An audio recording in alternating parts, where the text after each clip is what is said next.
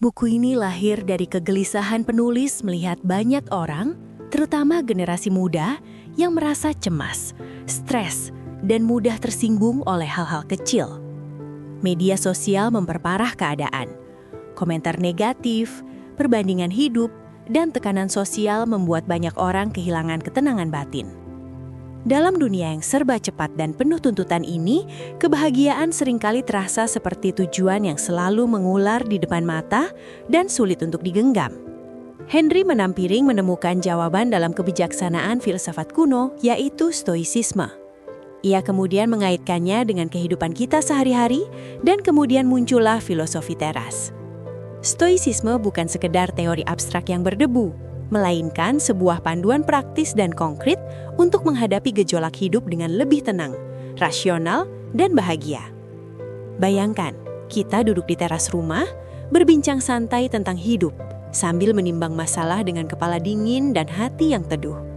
Itulah semangat filosofi teras, sederhana, membumi, relevan, dan bisa dipraktikkan oleh siapa saja, dari pelajar sampai CEO, untuk menemukan oase ketenangan di tengah hiruk-pikuk kehidupan modern. Bab 1. Mengenal Stoicisme, filsafat yang membumi. Stoicisme lahir di Yunani kuno sekitar abad ke-3 sebelum Masehi, dipelopori oleh Zeno dari Citium yang mengajar di Stoa Poikile. Namun, tokoh-tokoh besar yang mengembangkan dan mempopulerkannya berasal dari latar yang beragam. Seneca, sang penasihat kekaisaran, Epictetus, mantan budak, dan Marcus Aurelius, sang kaisar Romawi. Keragaman ini menunjukkan universalitas dan kepraktisan ajaran Stoicisme. Inti Stoicisme adalah membedakan dengan jelas antara hal yang bisa kita kendalikan, seperti pikiran, sikap, nilai, tindakan, dan hal yang tidak bisa kita kendalikan, seperti cuaca, opini orang lain, masa lalu, nasib, kematian. Kesalahan terbesar manusia menurut para filsuf ini adalah menghabiskan energi emosional dan waktu yang berharga untuk mengkhawatirkan atau marah terhadap hal-hal yang sepenuhnya berada di luar kendali kita. Stoicisme mengajarkan sebuah kebijaksanaan sederhana. Fokuslah secara total pada apa yang ada dalam kendali kita, yaitu respon dan karakter kita sendiri. Dengan begitu, kita membangun benteng ketenangan internal yang tidak akan mudah goyah oleh badai hal-hal eksternal yang senantiasa berubah. Bab 2. Dikotomi kendali, senjata utama Stoicisme. Konsep paling penting dan praktis dalam Stoicisme adalah dikotomi kendali. Prinsip ini bukan hanya teori, melainkan sebuah latihan mental harian yang menegaskan bahwa ketenangan hidup akan tercapai jika kita secara disiplin mengalihkan perhatian hanya pada hal-hal yang bisa kita pengaruhi. Contoh sederhana dalam kehidupan sehari-hari, kita tidak bisa mengendalikan apakah orang lain menyukai kita, tapi kita bisa mengendalikan bagaimana kita bersikap sopan dan adil. Kita tidak bisa mengendalikan apakah jalanan macet, tapi kita bisa mengendalikan reaksi kita dengan memanfaatkan waktu untuk mendengar podcast atau menarik nafas dalam-dalam alih-alih marah dan frustasi.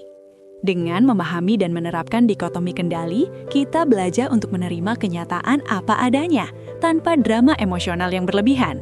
Misalnya, jika ujian gagal, energi kita dialihkan dari meratapi nasib menjadi fokus memperbaiki metode belajar dan berusaha lebih keras di kesempatan berikut. Prinsip ini adalah alat pembebasan dari rasa khawatir yang sia-sia. Bab 3. Emosi dan persepsi. Musuh dalam pikiran. Stoicisme menekankan dengan sungguh-sungguh bahwa sumber penderitaan kita bukan berasal dari peristiwa itu sendiri, melainkan dari penilaian atau judgment dan cara kita menafsirkannya. Di antara peristiwa eksternal dan reaksi emosional kita, terdapat ruang kecil untuk memilih persepsi, dan disitulah kebebasan dan kekuatan kita berada. Contoh, ketika kehilangan pekerjaan, persepsi umum mungkin melihatnya sebagai bencana dan kegagalan pribadi. Namun, persepsi stoik akan berusaha melihatnya sebagai kesempatan terselubung untuk merintis karir baru atau mengevaluasi jalur hidup. Ketika seseorang mengkritik kita, kita bisa memilih untuk langsung tersinggung dan marah, atau menjadikannya bahan refleksi apakah kritikan itu valid dan bisa jadi masukan untuk perbaikan. Epictetus berkata, bukan hal-hal yang mengganggu kita, melainkan opini kita tentang hal-hal itu. Dengan demikian, mengendalikan persepsi adalah langkah pertama untuk mengendalikan emosi-emosi negatif seperti marah, kesedihan, dan kecemasan yang kerap menguasai diri. Bab 4. Hidup sederhana dan bahagia. Stoicisme mengajarkan bahwa kebahagiaan sejati tidak bergantung pada akumulasi materi, pujian, atau status sosial yang rapuh. Seneca, seorang filsuf yang juga merupakan orang terkaya di Roma, justru menekankan bahwa kekayaan sejati adalah kebebasan batin dari ketergantungan pada hal-hal eksternal tersebut. Kebahagiaan datang dari kepemilikan atas diri sendiri. Contoh praktisnya, kita tidak perlu memiliki mobil mewah atau tas branded terbaru untuk merasa berharga dan puas. Kita bisa menemukan kepuasan mendalam dengan menikmati secangkir kopi sederhana disertai rasa syukur, yang nikmatnya mungkin melebihi minuman mahal di kafe terlama.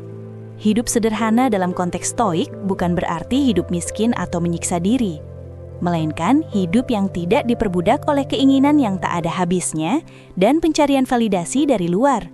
Ini adalah hidup yang disengaja, di mana kita memilih cukup sehingga kita bebas. Bab 5. Menghadapi kesulitan dan kematian. Berbeda dengan banyak ajaran motivasi yang hanya fokus pada kesuksesan, Stoicisme tidak menutup mata atau menolak kenyataan hidup yang pahit, kesulitan, penderitaan, penyakit, dan kematian.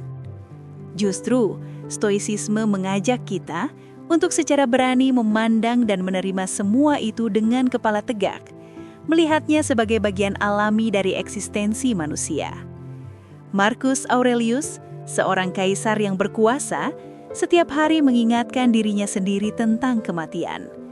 Bukan untuk pesimis, tetapi bisa lebih menghargai dan memanfaatkan setiap momen hidup dengan penuh makna. Contoh penerapannya, ketika kehilangan orang tercinta, rasa sedih itu wajar dan manusiawi. Namun, Stoicisme mengingatkan bahwa kefanaan adalah hukum alam yang akan menyentuh semua makhluk. Penerimaan ini bisa mencegah kita tenggelam dalam keputusasaan yang berkepanjangan.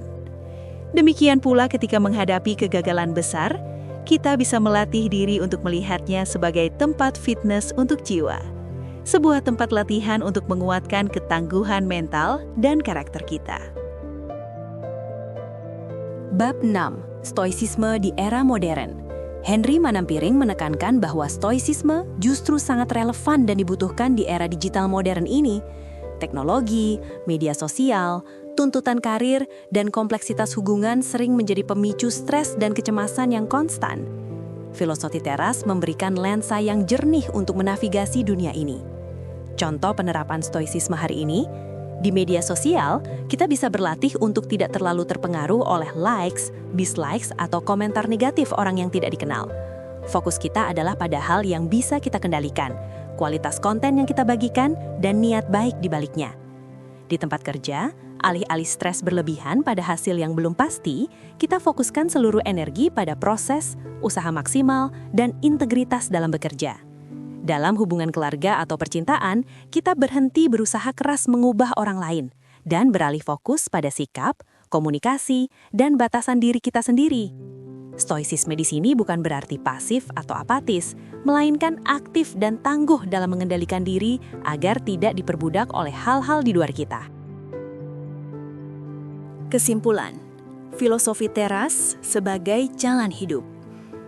Filosofi teras bukan sekedar buku filsafat untuk dibaca dan disimpan, melainkan sebuah panduan praktis seumur hidup untuk membangun ketenangan dan ketangguhan mental. Dengan memahami dikotomi kendali sebagai fondasi, kita belajar mengelola persepsi, menghargai hidup sederhana, dan menerima kenyataan dengan lapang dada.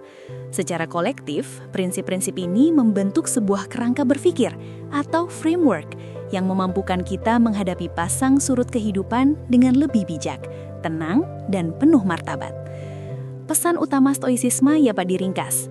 Fokus dengan gigih pada hal yang bisa kita kendalikan.